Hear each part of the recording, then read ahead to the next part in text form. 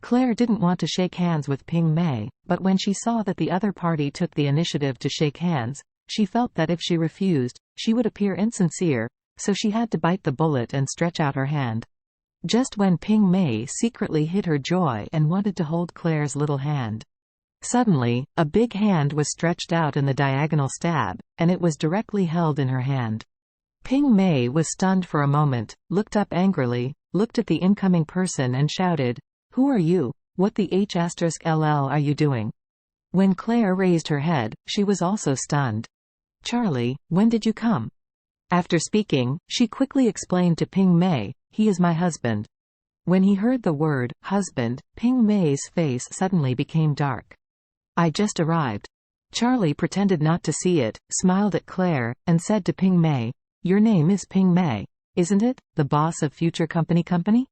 Ping Mei's face was sullen and corrected, "Yes, it's me, how about it?" "Not very good, people are indeed pretty lousy." Charlie nodded repeatedly, and deliberately lengthened his tone. Ping Mei was sullen in his heart, and coldly wanted to withdraw his hand. But Charlie's palms were like iron tongs, which made him unable to move. Hiss! Ping Mei let out an inhalation sound, his palm hurts more and more, and his bones seemed to be about to break. "You, let go, my hand will be broken by you." Claire knew that Charlie was strong, and said quickly, "Charlie, let go of it." Charlie released his hand and looked at Ping Mei with a smile.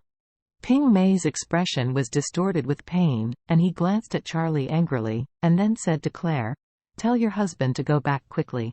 I'm not used to talking about cooperation in front of outsiders." Claire hesitated for a moment and said, "Charlie is my husband. He knows about my company, he's not an outsider."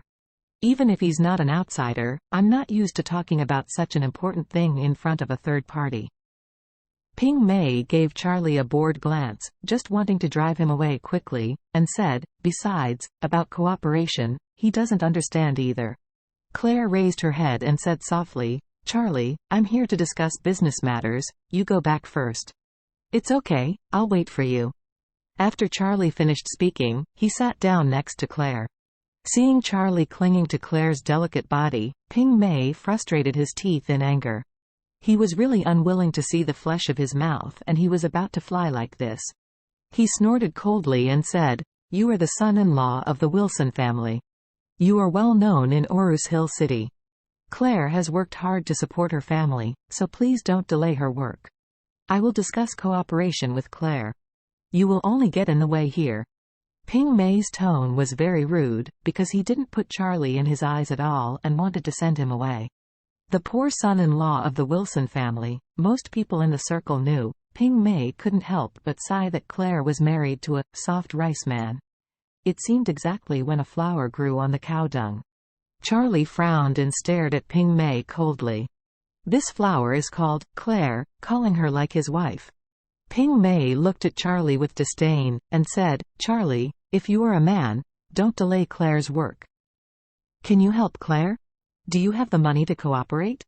Can you help Claire? To the contract for architectural design drawings? If not, I advise you to find a job, deliver food or be a security guard, so as not to panic at home every day and be suspicious of your wife."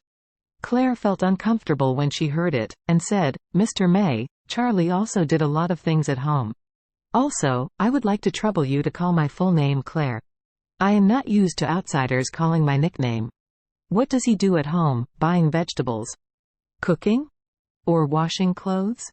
Ping Mei couldn't help laughing, and said, "Cly, if your husband can't find a job, our company happens to be recruiting security, so you can let him try."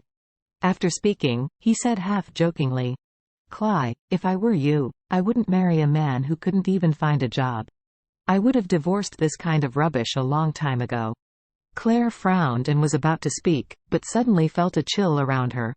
She turned her head and saw Charlie stand up with a smile on his face, and said to Ping Mei, "I have heard of the name of Mr. Mei for a long time, and he is indeed as his name suggests.